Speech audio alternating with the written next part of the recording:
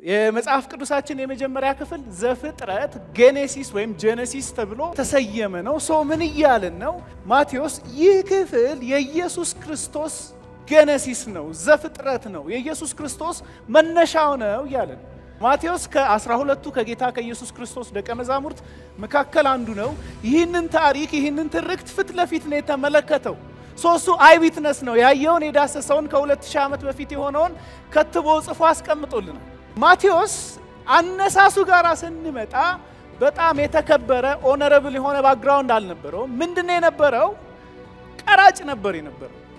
ማንም ሰው ንጉስ ሆኖ እንዲሾምላቸው እንደ ንጉስ እንዲቀርብላቸው ከፈለጉ መጀመሪያ ቼክ የሚያደርጉት ይህ ሰው የዳዊት ልጅ ነው ወይ የሚል ጥያቄ ነው የሚጠይቁት። ይሄንን የዘር ግንዱን ካላወቁ በስተቀር የእግዚአብሔርም ኪዳን ከዳዊት ቤት ጋራ ከዳዊት ዘር ጋራ የተያዘ ስለሆነ የአይሁዶች የመጀመሪያው ጥያቄ ይሄ ነው። ይሄ ሁሉ ጊዜ ለአይሁዶች አስፈላጊ ነበር። ስለዚህ እስራኤል ውስጥ የዘር ሐረግ የማን ልጅ ነው ማን ነው የሚለው፣ ምክንያቱም ማቴዎስ እዛ ጋራ ዲስፕሌይ የሚያደርገው ክርስቶስን ሊገልጥላቸው የፈለገው ኢየሱስ የሚመጣው የአይሁድ ንጉስ ነው የሚል ስለሆነ የማቴዎስ ወንጌል የማቴዎስ መልእክት የኢየሱስን የአይሁድ ንጉስነት የኢየሱስን ንግስና መናገር ስለሆነ ዓላማው ኢየሱስ ክርስቶስ እንዴት ከዳዊት ዘር እንደሆነ እንዴት የአብርሃም ልጅ እንደሆነ ማሳየት አለበት።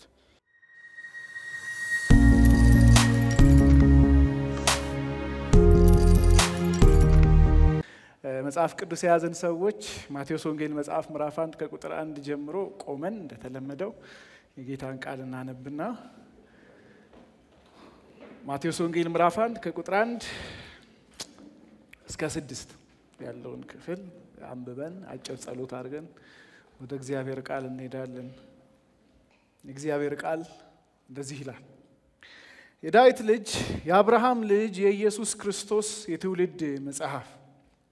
አብርሃም ይስሐቅን ወለደ፣ ይስሐቅም ያዕቆብን ወለደ፣ ያዕቆብም ይሁዳና ወንድሞቹን ወለደ፣ ይሁዳም ከትዕማር ፋሬስና ዛራን ወለደ፣ ፋሬስም ኤስሮምን ወለደ፣ ኤስሮምም አራምን ወለደ፣ አራምም አሚናዳብን ወለደ፣ አሚናዳብም ነአሶንን ወለደ፣ ነአሶንም ሰለሞንን ወለደ፣ ሰለሞንም ከራኬብ ቦዔዝን ወለደ፣ ቦዔዝም ከሩት ኢዮቤድን ወለደ፣ ኢዮቤድ እሰይን ወለደ፣ እሰይ ንጉስ ዳዊትን ወለደ፣ ንጉስ ዳዊትም ከኦሪዮ ሚስት ሰለሞንን ወለደ።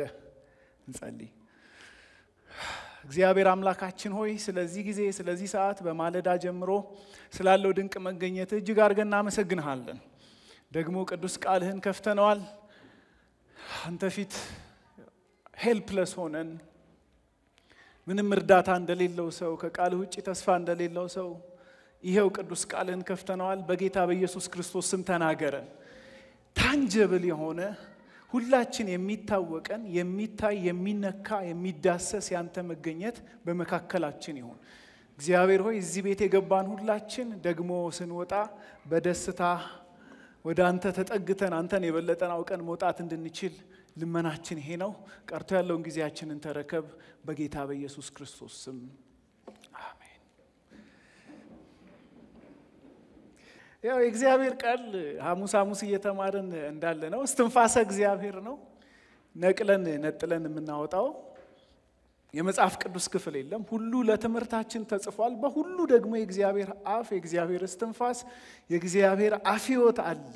እግዚአብሔር በእያንዳንዱ የእግዚአብሔር ቃል እውነት ውስጥ እንደሚናገረን እናምናለን። ይሄኛውን የጻፉት ጸሐፊያን በሙሉ ምንም እንኳን የተለያዩ ብዙዎቹ የማይተዋወቁ ከ40 በላይ የሚሆኑ ኦተርስ ቢሆኑም ጸሐፊያን ቢሆኑም ነገር ግን በማይተዋወቁት ሁሉ ውስጥ ያደረው ግን አንድ መንፈስ ቅዱስ እንደሆነ እናምናለን። ስለዚህ ይሄ መንፈስ ቅዱስ ይሄንንም አሁን ያነበብነውን ቴክስት ኢንስፓየር አድርጎታል። ብዙ ጊዜ ይዘለላል አይደለ? አሁን ማቴዎስ ወንጌልን ማጥናት እንጀምራለን ቢባል ሰው ከስንት ነው የሚጀምረው? ከቁጥር 17 ነው የሚጀምረው። እንትናን ወለደ። ትንሽ ታዳጊ ያለ የሰማሁት አንድ ፖፑላር የሆነ መጋቢ የሰጠው ምሳሌ አለና አንድ ጊዜ አንድ ጉባኤ ላይ አንድ ፓስተር አንድ በጌታ ያልሆነ ጓደኛውን ይጠራዋል። ለምንድን ነው የሚጠራው?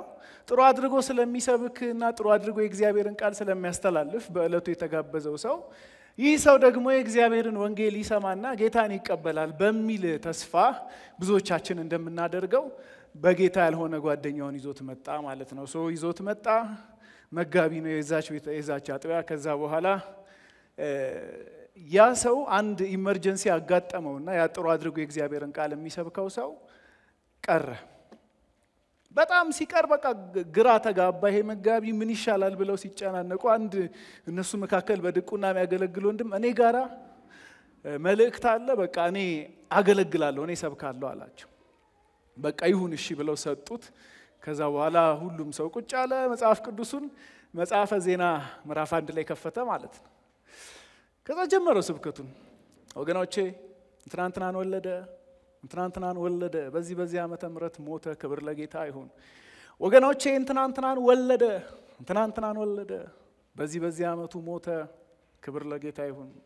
ወገኖቼ እንትናንትናን ወለደ ሲል ፓስተሩ ተነስቶ ወጣ ማለት ነው።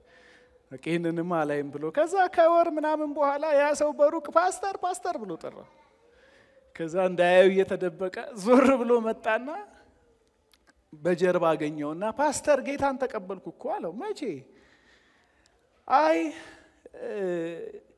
ያን ቀን የሚሰብከው ወንድም ማቱሳላ 969 ዓመት ኖረ ሲባል እንዴ በጌታ ሞን 969 ዓመት የሚያኖር ከሆነማ እኔም በጌታ ሆኜ 969 ዓመት ለምን አልኖርም አልኩና ጌታን ተቀበልኩ አለ። አክቹአሊ የምር የተፈጠረ ታሪክ አይመስለኝም፣ ግን ያ ሰው በቻለው አቅም ይህንን ሲግኒፊካንሱ ሊነግረን ሞክሯል። ይሄ ቃል ሲጀምር በኦሪጂናል ቋንቋው ወይም መጀመሪያ በተጻፈበት ቋንቋ ሆ ቢብሊዮስ ጌኔሲስ ክርስቶስ ይላል። ምን ማለት ነው? የኢየሱስ ክርስቶስ ጌኔሲስ የምትል ቃል አስተዋላችሁ? ከምን ጋር ይመሳሰላል? የመጽሐፍ ቅዱሳችን የመጀመሪያ ክፍል ዘፍጥረት ጌኔሲስ ወይም ጄኔሲስ ተብሎ የተሰየመ ነው። ምን እያልን ነው? ማቴዎስ ይህ ክፍል የኢየሱስ ክርስቶስ ጌኔሲስ ነው፣ ዘፍጥረት ነው፣ የኢየሱስ ክርስቶስ መነሻው ነው እያለን የኢየሱስ ክርስቶስን የመነሻ መጽሐፍ ነው ምነግራችሁ ማነብላችሁ ይለናል።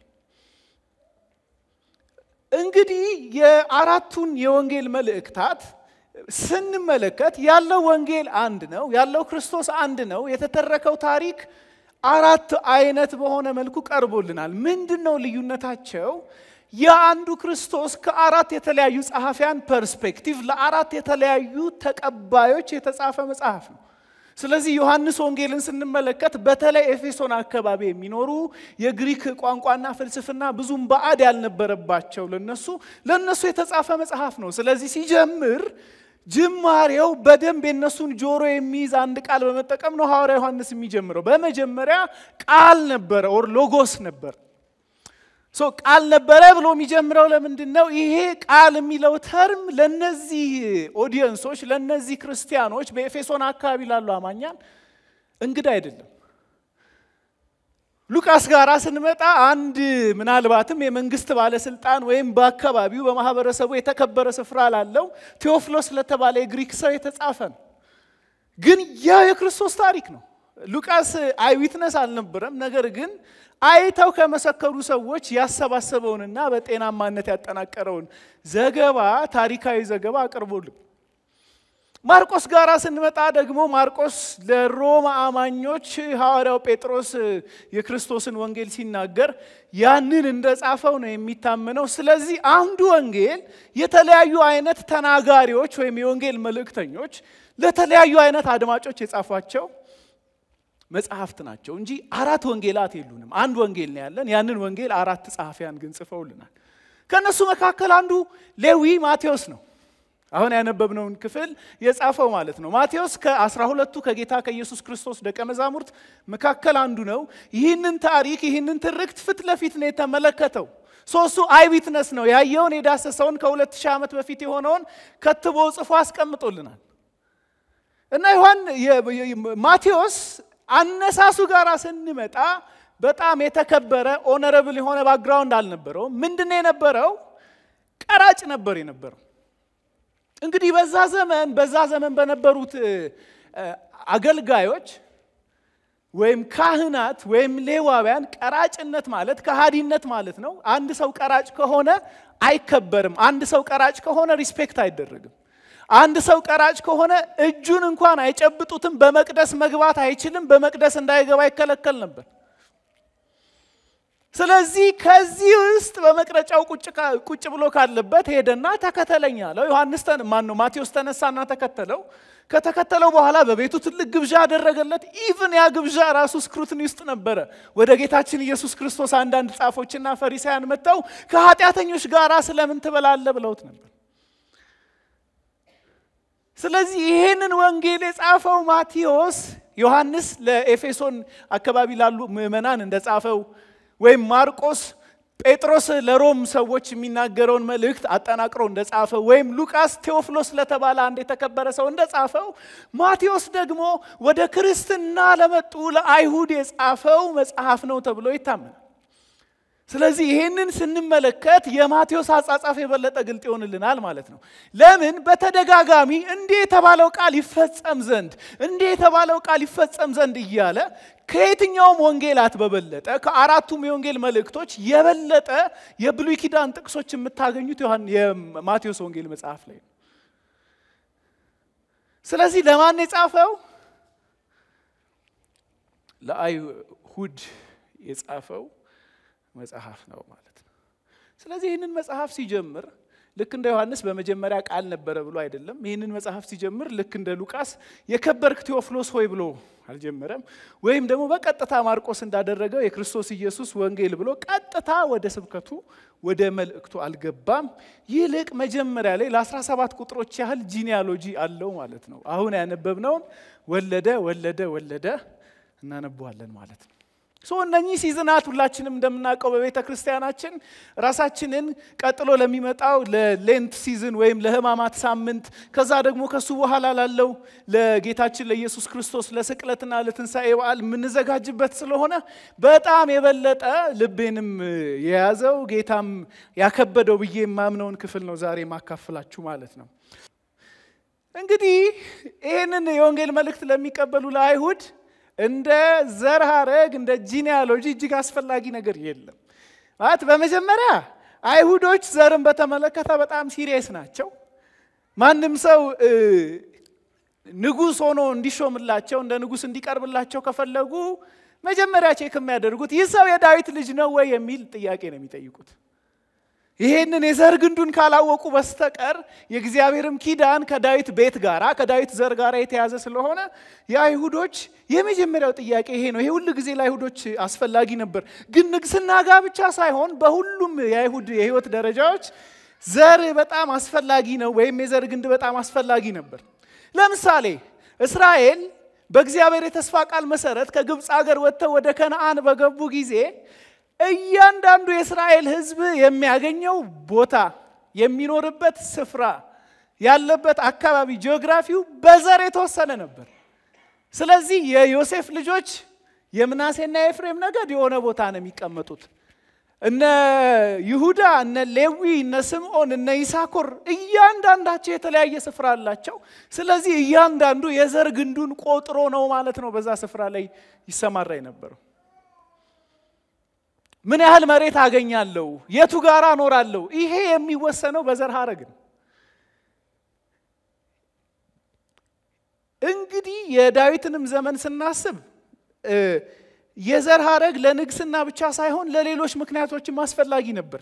ለምሳሌ በባቢሎን ምርኮ እስራኤል ተማርካ ከተወሰዱ በኋላ እንደገና ሲመለሱ ማን ነው ካህን የሚሆነው የሚለው ጥያቄ የሚወሰነው በዘር ግንድ ነው።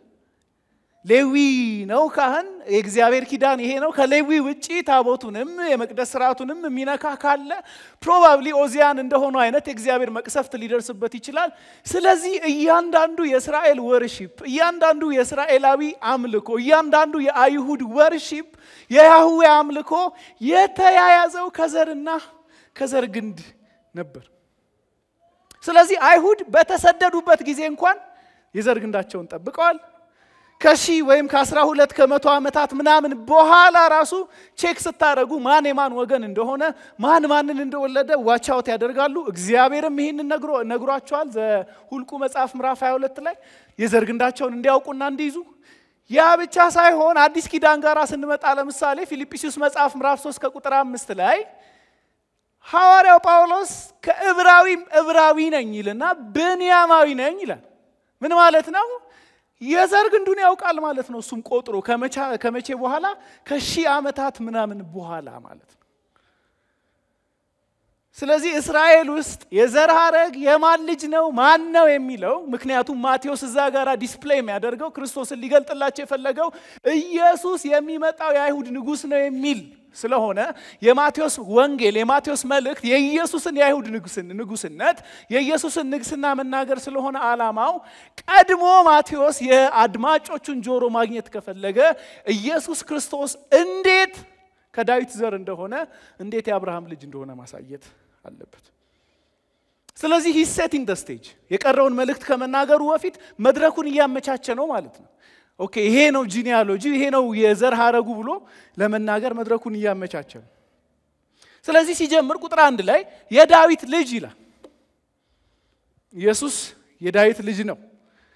መሲሁ የዳዊት ልጅ ነው የሚለው አመለካከት በሙሉ በብሉይ ኪዳን መጽሐፍት ይገኛል። ለምሳሌ ሁለተኛ ሳሙኤል ምዕራፍ 7 ከቁጥር 12 ላይ እግዚአብሔር ዳዊትን ምን ይለዋል? ዙፋንህ ለዘላለም ይጸናል ይለዋል። እንደገና ሁለተኛ ዜና ምዕራፍ 7 ከቁጥር 18 ላይ ከዘርህ ንጉስ አይታጣም ይለዋል። ኢሳይያስ ምዕራፍ 9 ከቁጥር 6 ላይ የሚወለደው ድንቅ መካር ኃያል አምላክ የሰላም አለቃ የዳዊትን ዙፋን እንደሚወርስ በዳዊት ቤት እንደሚነግስ የእግዚአብሔር ቃል ይነግረናል። እርሱ ከእሴይ ዘንድ የወጣ ግንድ ነው። እሱ የዳዊት ስርና ዘር ነኝ ሲል ራእይ መጽሐፍ ምዕራፍ 22 ከቁጥር 16 ላይ ይናገራል። ክርስቶስ የዳዊት ልጅ ነው። የዳዊት ልጅ ይልና የአብርሃም ልጅ ብሎ ደግሞ ይናገራል። የአብርሃም ልጅ ነው። ዘፍጥረት ምዕራፍ 22 ከቁጥር 18 አሕዛብ በዘርህ ይባረካሉ ይለዋል ጌታ። ምን እያለ ነው? አንተ የአብርሃም ዘር ነህ። ከአብርሃም የሚመጣው ይሄ ዘር ከአብርሃም የሚመጣው ይህ መሲህ የተቀባው በረከትነቱ ለእስራኤል ሕዝብ ብቻ የሚቀር ሳይሆን ለአሕዛብ የሚቀርብ ነው የሚል ነው። አሁን ርዕሳችንን አንድ ላይ እንድትሉልኝ በትልቅ አክብሮት ተጠይቃችኋለሁ። ርዕሳችን ምንድነው? ከማን? ግን ቶኑን አላመጣችሁትም። ከማን ምናምን ያላሽ እስቲ ከማን?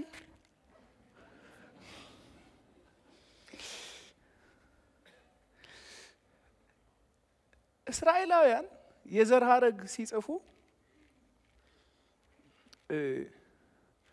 በአባት ነው የዘር ሐረግ የሚጠራው።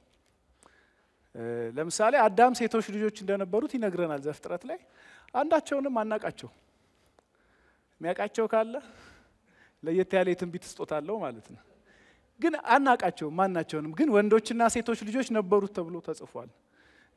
ብዙ ጊዜ ያዕቆብ ስንት ልጅ አለው ነው የሚባለው? 12 አይደል? ዲናን የተከታችኋት ያልተጻፈችው ያልተጠቀሰችው ወይም በቁጥር እንደዚህ ማትባለው አባቶች እንደ ነገድ አለቆች ይቆጠሩ ስለነበረ የዘር ሐረግ የዘር ግንድ ሲጻፍ በአባቶች ነው የሚጻፈው ማለት ነው። ያ ደግሞ ብቻ ሳይሆን ማቴዎስ ራሱ ይሄንን ሲጽፍ የጻፈው የወንድሞችን ዝርዝር ነው with 4 exceptions ከአራት ሴቶች በስተቀር። አሁን ነው ከማን ማለት? ምክንያቱም ቁጥር 2 ሲጀምር አብርሃም ይስሐቅን ወለደ፣ ይስሐቅም ያዕቆብን ወለደ፣ ያዕቆብም ይሁዳና ወንድሞችን ወለደ ይለንና ይሁዳም ብሎ አንዷን ሴት ያስቀምጣል። ማን? ትዕማር። ዘፍጥረት 38 እንግዲህ የትዕማር ታሪክ ዘፍጥረት 38 ላይ በቀላሉ በአጭሩ እንደዚህ የሚል ነው። ምንድነው? በእስራኤል ወግ እንደምናውቀው አንድ ሰው ልጅ ከወለደ በኋላ ያ ልጁ አድጎ መቼም ለትዳር ይሰጣል። ለትዳር ከተሰጠ በኋላ ግን ዘር ሳይተካ ከሞተ ታናሽ ወንድሙ አግብቶ ዘር እንዲተካለት ይደረጋል። ስለዚህ 3 ልጆችን ወለደ ይሁዳ። አንዲት ከናናዊት ሴት አግብቶ ኤር፣ አውናንና ሴሎ ይባላሉ። ኤር ክፉ ነበር በእግዚአብሔር ፊት። እግዚአብሔር ኤርን ቀሰፈው። ከዛ በኋላ አውናን ዘር እንዲተካለት ለትዕማር ሲያጋባው ትዕማር ከተባለችዋ ሴት ጋራ አውናን ደግሞ ልጅ ላለመተካት ብሎ ልጁ በእኔ ስለማይጠራ ብሎ ዘሩን ወደ ውጭ አፈሰሰ። ስለዚህ እግዚአብሔር ይህ ድርጊቱን ክፉ ሆኖ አገኘውና አውናንንም ሲቀስፈው ሴሎ ትንሽ ብላቴና ስለነበረ አቅሙም እድሜውም ለማግባት የደረሰ ስላልነበረ ይሁዳ ለትዕማር ምን አላት? በአባትሽ ቤት ሂጂና ተቀመጪ፣ መበለት ሆነሽ። ከዛ ሴሎ ለአቅመ ጋብቻ ሲደርስ ሴሎ ይመጣና አንቺን ያገባሻል፣ ከዛ በኋላ ዘር መቀጠል ትችያለሽ ብሎ ይህንን ተስፋ ገባላት። ትዕማር አባቷ ቤት በመበለትነት ተቀመጠች ማለት ነው። እሺ ከዛ ግን ይሁዳ ቃሉን አጠፈ፣ ሴሎን ለሌላ ሰው ሰጠ። ይህንን ባወቀች ጊዜ ትዕማር ራሷ ይሁዳ በጎቹን ሊሸጥ በወጣበት እንደ ጋለሞታ ለበሰች። እንደ ጋለሞታ ለብሳ በመንገድ ይሁዳን አገኘችው። ወደ አንቺ ልግባ ምን ልስጥሽ ሲላት ምን ትሰጠኛለህ ስትለው በጎች ሰድልሻለሁ አላት።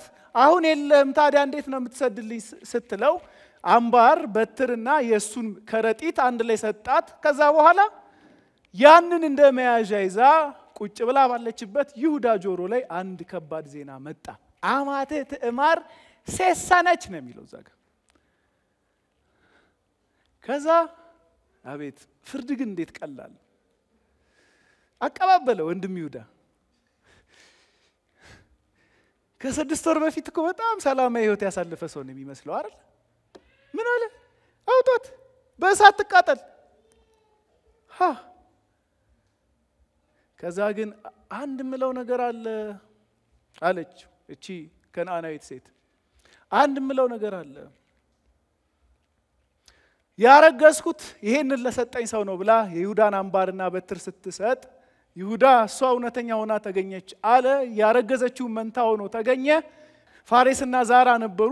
ዛራ ቀድሞ ይወጣል ተብሎ ግን ፋሬስ ቀድሞ ስለወጣ ፋሬስ መጀመሪያ ተወለደ። ይሁዳ የዘር ሐረግ በዛ ተጠራ ማለት ነው። አንድ ግን ጥያቄ ልጠይቃችሁ፣ ለምን በሴሎ አልተጠራም? ምክንያቱም ሁለቱ ትልልቅ ልጆቹ ሞተዋል። ያልሞተው ሴሎ ነው፣ እሱንም ድሮታል።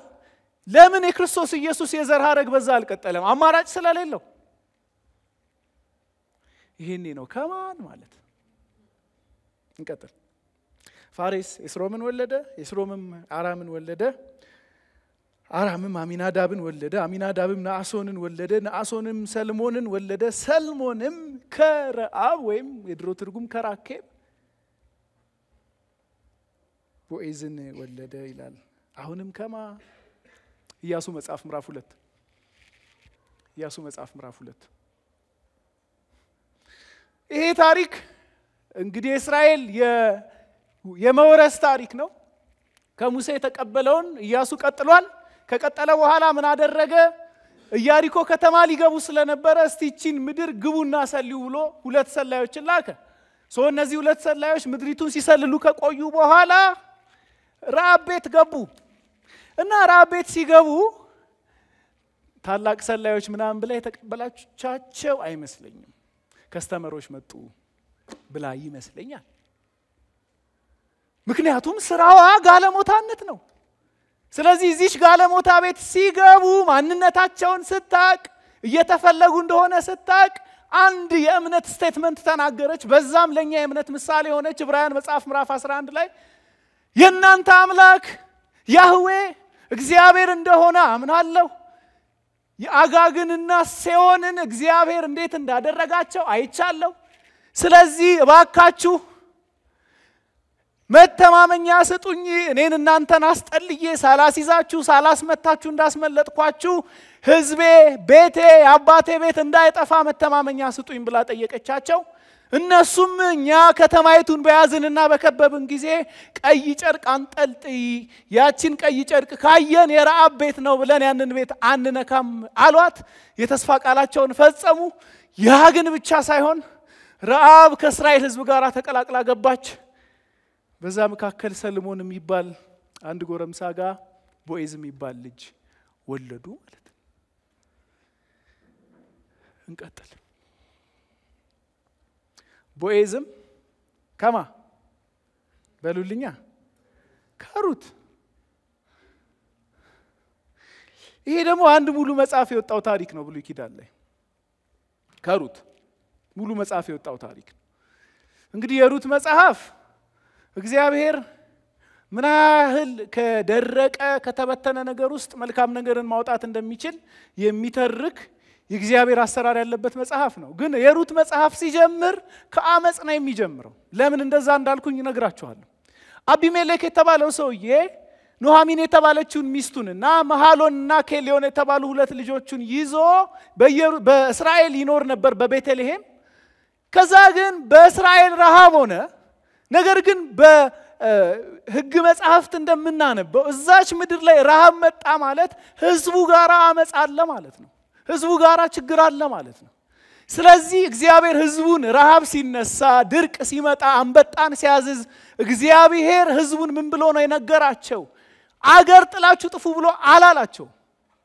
አንድም ስፍራ ላይ አናገኝ። ሽሹ ተሰደዱ ብሎ አልነገራቸው። ይልቅ እግዚአብሔር ተስፋ ምን የሚል ነበረ?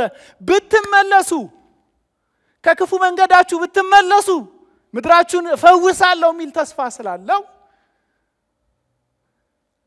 በአመጽ የተጀመረ መጽሐፍ ነው የሩት መጽሐፍ። አቢሜሌክ ረሃብ ሲመጣ ምናልባትም የቻለውን ያህል ሰው ሰብስቦ ንስሐ ከመግባት የሰማይና የምድርን አምላክ ጠልን እንዲያመጣ ዝናብን እንዲያዘንብ ከመለመን ይልቅ ልጆቹንና ሚስቱን ይዞ ወጣ። በዛም ልጆቹ ሞዓባውያንን አገቡ። አመጽ ቁጥር 2። ምክንያቱም እግዚአብሔር ይሄንን ስትሪክትሊ ከልክሎታል። አመጽ ቁጥር 3 ውጤቱ ልጆቹ አረፉ፣ ሞቱ። ስለዚህ ኦርፋና ሩት የተባሉ ልጆች ሚስቶች ነበር ያገቡት የአቢሜሌክና የኑሃሚን ልጆች። ስለዚህ ኑሃሚን ብቻዋን ቀረች፣ ልጆቿ ሞቱ። በጣም አሳዛኝ ታሪክ። ባሏ ሞተ። ስለዚህ ኦርፋና ሩትን በቃ እናንተ ወደ ህዝባችሁ ሂዱ፣ ከዚህ በላይ ከኔ ጋር የምትቆዩበት ጊዜ አያስፈልግም፣ ነሰሰሪ አይደለም ብሎ ስትሸኛቸው እንደዛ ብላ ኦርፋ አቅፋ ስማ ስትሰናበታት፣ ሩት ግን ግድ የለሽም ካንቺ ጋር ሆናለሁ፣ ህዝብሽ ህዝቤ፣ አምላክሽ አምላኬ ይሆናሉ አለቻት። ተከትላት መጣች። ከዛ አንድ ትልቅ እርሻ የነበረው የራኬብ ልጅ ነበር ወይም የረአብ ልጅ ነበር፣ ስሙ ቦዔዝ ይባላል። እሱ ራይትፉል ባለትዳር አይደለም የሷ። ይልቅ እንደዛ የሚሆነው በዝምድና ለነመሃሎን የሚቀርበው ሰው አይሆንም፣ ሩትን አልቤዣትም ስላለ ቦዔዝ ሩትን ተቤዣትና ወለዱ። የመጨረሻው ከማ እንቀጥል። ቦዔዝም ኢዮቤድን ወለደ፣ ኢዮቤድም እሰይን ወለደ፣ እሰይም ንጉሥ ዳዊትን ወለደ። ይችኛዋ ስሟ ራሱ አይጠቀስም። ንጉሥ ዳዊትም ከኦርዮ ሚስት አይ ዶንት ኖ ዋይ እኔ እንጃ አፍሮ ይሁን። ምክንያቱም የሚያኮራ ታሪክ አይመስልኝም። እሺ ቆይ እመጣለሁኝ እሱ ጋር ግን አይመስል የሆነ ስሟ ራሱ ማለት ስሟ ቤርሳቤህ እንደሆነ ይታወቃል። ማለት ማቴዎስ ይሄ ይጠፋል ብዬ አላስብም። ግን ሰማው ትንሽ ታሪኩ ገብቷቸዋል። ሁለተኛ ሳሙኤል መጽሐፍ ምዕራፍ 11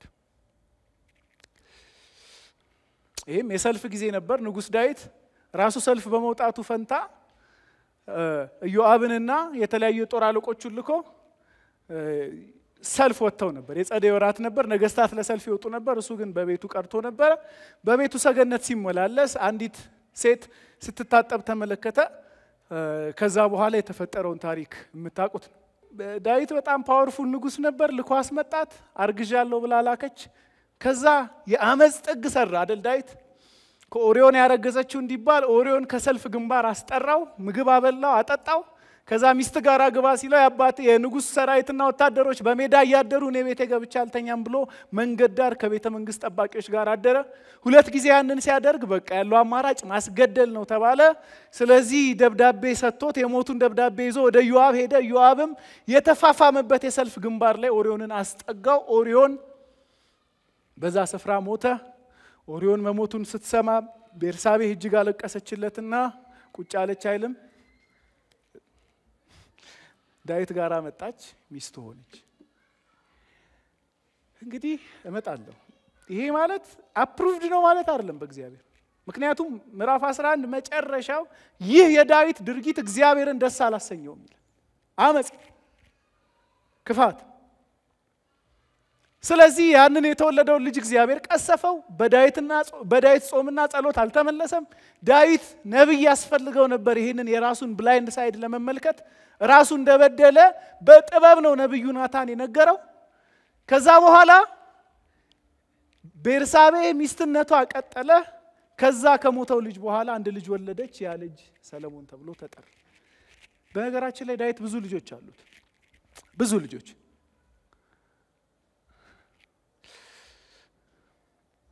ከነሱ መካከል ሰለሞን አንዱ ሆነ ማለት ነው።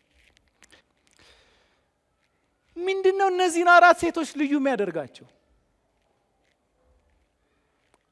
ወይም ሲሚላሪቲያቸው ምንድነው? ምክንያቱም እንደው እንስት ካካተትክ ስትጽፍ አንድ ታሪክ ስትጽፍ ሴቶች ካካተትክ እንደው ለሰማይ ለምድር ስማቸው የከበደ እንስቶች የኢየሱስ ክርስቶስ የዘር ሐረግ ላይ ጠፍተው ነው ወይ? ሞልተው እንዴ! ሳራ በምንጣሟ ስንት ዘመን ብሉይ ኪዳን ላይ ሁላ አዲስ ኪዳን ላይ ሁላ በጣም በመልካም ስሟ የሚነሳ ሴት ነች። ርብቃ ገና ይስሐቅ እንዳያት ያባቱን ሐዘን ያስረሳችው ታላቅ ሴት። እነ ሊያስ እነ ራሔልስ እንደው እዚህ ጋር የሚጠቀስ እንስት ጠፍቶ ነው ወይ ማቴዎስ ይሄንን የጠቀሰው? ምክንያቱም እነዚህ አራት ሴቶች አይሁድ አይደሉም። ትዕማር ከነዓናዊት ናት። ራብ የኢያሪኮ ሴት ናት። ሩት ሞዓባዊት ናት። ቤርሳቤ ኦሪዮንን ስላገባች ኬጢያዊት ናት ተብሎ ይገመታል። እነዚህ ሰዎች ራይትፉሊ እስራኤል ህዝብ ውስጥ ቢሎንግ አያደርጉም፣ የሉም። ያ ብቻ አይደለም፣ ታሪኩ ሲያሳፍር እንደው ሽምቅቅ እያላችሁ አልሰማችሁኝም? እንደው እግዚአብሔር ስለ ቃሉ ይመስገን። እኛ ብንሆን እናካተተው ነበር ይሄንን። እስቲ እንደው እንትን በዛ ያለ ፋሚሊ ኖሮ አንድ አባት አንደኛው ልጁ ዌል አኮምፕሊሽድ ቢሆን በጣም ጥሩ ስራ ቢኖረው በጣም በማህበረሰቡ አክሴፕትድ የሆነ ስም ቢኖረው አንድ እንግዳ ሲመጣ ስለዛ ልጁ ብዙ ይናገራል። አታውቀውም እንደ ያን ልጄን እዚህ ነው የሚሰራው፣ እንደዛ ነው የሚያደርገው፣ እንደዚህ ነው የሚሆነው። በጣም ብዙ ስለዛ ልጁ ይናገራል። እንዲህ የሚል ይመስላችኋል? አለ ደግሞ የሱ ታናሽ እግዚአብሔር ይመስገን እኛ ቤት በር ላይ ያለችውን ድንጋይ ያያት እዛ ቁጭ ብሎ ነው የሚውለው። የሌለበት ኢየሱስ አይነት የለም። ጌታ ይመስገን። ሚገርም እኔና እናቱ ቁጭ ብለን ጠብቀ ነው ምሽት 7 ሰዓት ላይ እየተንገዳገደ ነው የሚገባው። ጌታም ባርክልኝ ስለዚህ ብላቴና ይላል። ኖዋን ማንም ሰው እንዲህ አይነት አሳፋሪ ታሪክ ማንም ሰው እንደዚህ አይነት የሚያሸማቅቅ ለመናገር የሚከብድ ታሪክ አያስቀምጥ። የትዕማር ታሪክ ምን አይነት ነው? እንደ ጋለሞታ ለብሳ ከባሏ አባት ጋር ተኝታ ነው የወለደችው። የራብ ታሪክ ምን አይነት ነው? ገላዋን ቸርችራ ትሞትና ትኖር የነበረች ጋለሞታ ነበረች። የሩት ታሪክ ምን አይነት ነው? ከአመጽ የተገኘች ነች። እና አቤሜሌክ በመጸለይ ፈንታ እግዚአብሔርን በመለማመን ፈንታ አምጸው እግዚአብሔር ላይ ሪቤል አድርገው የተሰጣቸውን የተስፋ ምድር ለቀው ስለሄዱ የተፈጠረ ታሪክ ነው። የቤርሳቤህን ተውት። ግድያ ኢንቮልቭድ ነው እዚህ ጋራ፣ ዝሙት ኢንቮልቭድ ነው። እጅግ አሳፋሪ እጅግ አሸማቃቂ ታሪክ ነው። አሁን ስሙኝ። ስለዚህ ምን እያልከን ነው ምናሴ? ምን እያልከን ነው? እሱን ከመናገሬ በፊት ምን እያልኳችሁ እንዳይደለ ልንገራችሁ። አንደኛ እግዚአብሔር ኃጢአትን እንድንሰራ ላይሰንስ ፍቃድ ይሰጠናል እያልኩ አይደለም። እንደዚያ ከሆነማ ሐዋርያው ጳውሎስ እንዳለው ክርስቶስ የኃጢአት አገልጋይ ነው። በጭራሽ ኢየሱስ የኃጢአት አገልጋይ አይደለም። እነዚህ ነገሮች በእግዚአብሔር ፊት የተጠሉ እንደሆኑ ዲስፓይዝ የተደረጉ እግዚአብሔር የማይወዳቸው እንደሆኑ የታወቀ ነው።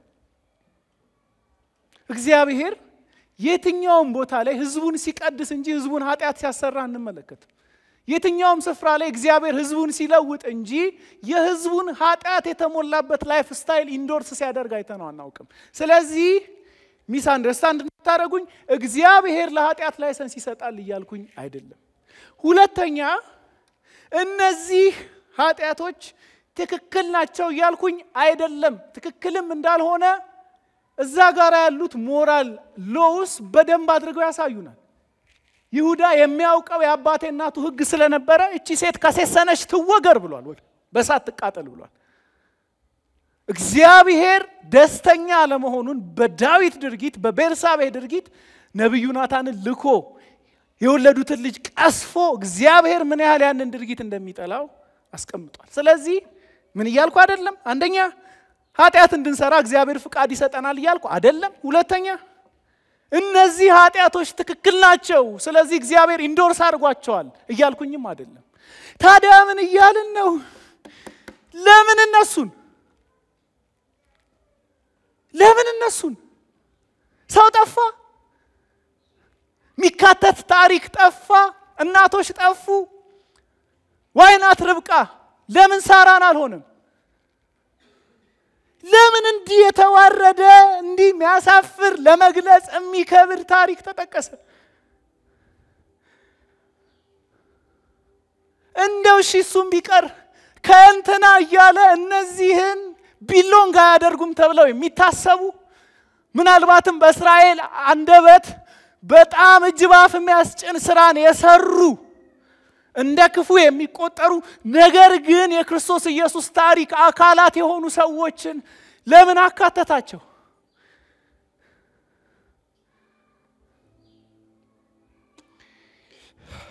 እግዚአብሔር የመጣው እንዲህ ላሉቱ ነው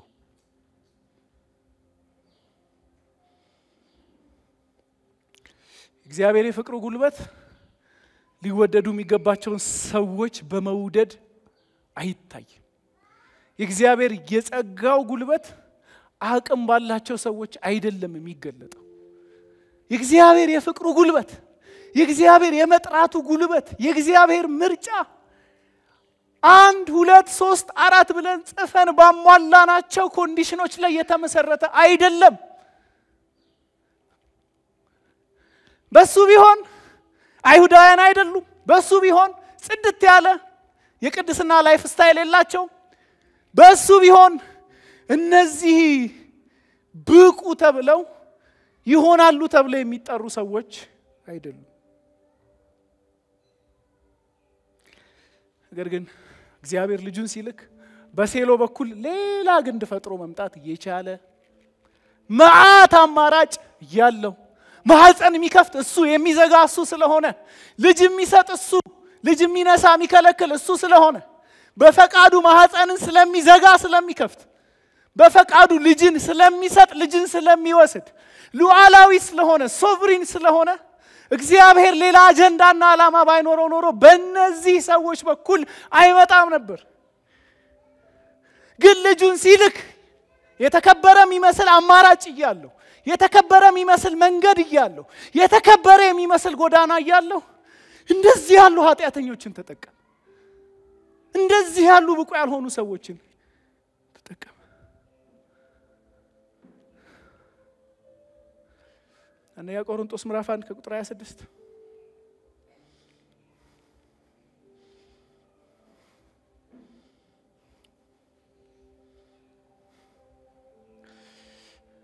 ሐዋርያው ጳውሎስ እንደዚህ ይላችኋል ወንድሞች ሆይ በተጠራችሁ ጊዜ ምን እንደነበራችሁ እስኪ አስቡ እኔም ዛሬ ልጠይቃችሁ ያው መንገድ ዛሬ በዚህ ማለዳ በተለያየ አጋጣሚ መጣችሁ በተጠራችሁ ጊዜ ምን እንደነበራችሁ አስቡ እስቲ ምክንያት ነበረው እግዚአብሔር ሰበብ ነበረው ኮንዲሽን ነበረው ወደ አንቺ እንዲመጣ ወደ አንተ እንዲመጣ የሚያደርግ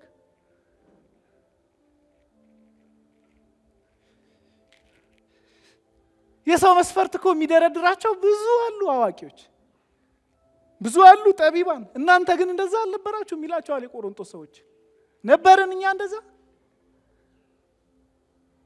ዶክተር ጆን መካርተር የሮሜ መጽሐፍ ምዕራፍ 3ን ኤክስፖዚሽን አንድ ደስ የሚል ኢንትረስቲንግ ርዕስ ሰጥተውታል ምን ይላሉ እንትኑ ርዕሱ እንደዚህ ነው የሚለው proud people don't say thank you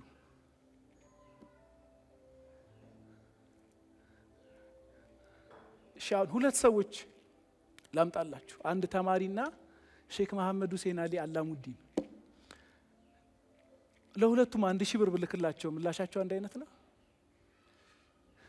ተማሪው እጅግሬን ይስማል አንተ ማለት ፌስቡክ ላይ ወላ ሊጽፍልኝ ይችላል አገልግሎት ማለት እንደሱ ነው እየተቆረሱ ምናምን ብሎ ማለት ሼክ መሐመድ አላሙዲስ ንቀት ነው ምን ስለሆንክ ነው አንተ የምትልክልኝ ማነህ ነው የሚሉት እኔ እግዚአብሔር ቤት ጌታን ነምላችሁ አንዳንዶች የሼክ መሐመድ አቲቲዩድ ነው ያለን proud people እዚህ ያለ ነው ስለሚገባን የሚመስለን እግዚአብሔር ፊት ያለ ነው ስለሚገባን የሚመስለን ጌታ ፊት ያለ ነው የሆኑ መስፈርቶችን አሟልተን ስለሆነ የሚመስለን እግዚአብሔር ፊት ያለ ነው አረ እኔ ምንም ማድረግ ያላቀም እግዚአብሔር ደግሞ ጥሩ ሰው ነው ብሎ አይቶ ፒክ አደረገኝ ብለን ምንናገር wrong ተመልከቱ መጠራታችሁ ወደ ኋላ ሂዱ ትኩር በሉ ማን ተጠራ እንደ ሰው ጠቢባን እንደ ሰው ኃያላን ኖ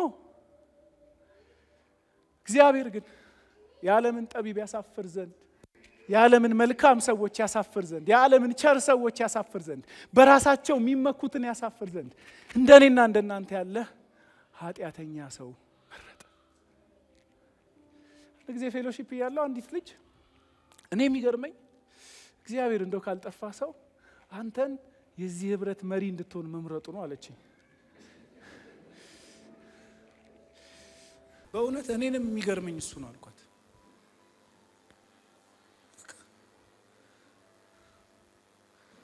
እግዚአብሔር ይመስገን ከማን ከከበሩ ሳይሆን ስም ካላቸው ሰዎች ሳይሆን እንደኔና እንደናንተ ካለ ከተዋረደ የበሰበሰ ኋላ ታሪክ ካለው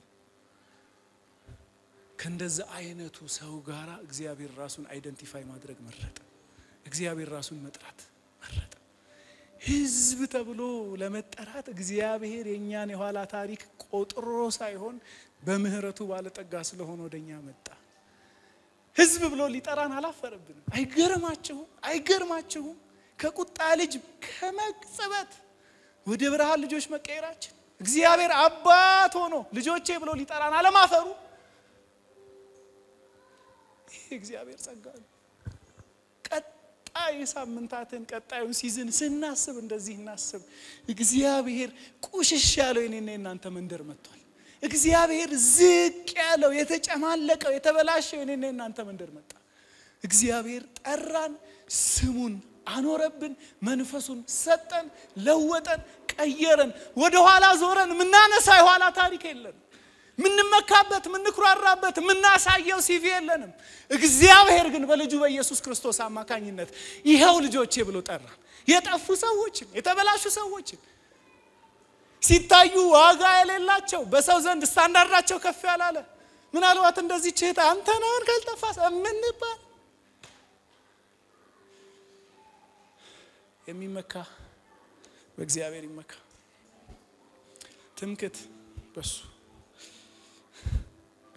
በጥበብ ሳይሆን በእውቀት ሳይሆን ስሙን መጥራት ከጀመርን በኋላ ባሳለፍናቸው የጸሎት ጊዜዎች ሳይሆን ኢየሱስ ማለት ከጀመርን ወዲህ ስለኖርናቸው የህይወት ኑሮዎች ምልልሶች ሳይሆን ትምክታችን መመኪያችን መነሻችን ከመንደራችን የገባው ቆሻሻችንን ያራገፈው ልጆች ብሎ ሊጠራን ያልተጠየፈን ደማችንን የጠረገውን አዋራችንን ያራገፈውን ወድቀን ተጥለን አግኝቶ ብድግ አድርጎ ሰው አደረገን በጌታ በኢየሱስ ክርስቶስ ትምክታችን በሱ ነው የምንመካው በእግዚአብሔር ክብር ለእግዚአብሔር ይሁን እግዚአብሔር ይመስገን ስለ ልጁ ይመስገን አሁን ቀጥሎ ስለምናከብረው የእግዚአብሔር ይሄ አስደናቂ የማዳን ስራ የእግዚአብሔር ፕላን ይመስገን ሲመጣ በተመረጠ ሳይሆን ሲመጣ በአማረ ሳይሆን በቆሸሸ ታሪክ ውስጥ ስራውን መስራት የሚያጌታ በቆሸሸ ታሪክ ውስጥ መለወጥ የሚያጌታ በቆሸሸ ታሪክ ውስጥ ራሱን መግለጥ ንጽህናውን መግለጥ ቅድስናውን መግለጥ የሚያጌታ እንደኔና እንደናንተ ሰዎች እንደኔና እንደናንተ ያለን ጋራ መጣ he just make us righteous ልጆች ብሎ ጠራ ያ የሰማይ መዶሻ እንዲተመታ ኳ ማለት ነፃ ነህ የሚል ጸድቀሃል የሚል ኳ ብሎ መዶሻው ተመታ። እግዚአብሔር ይመስገን።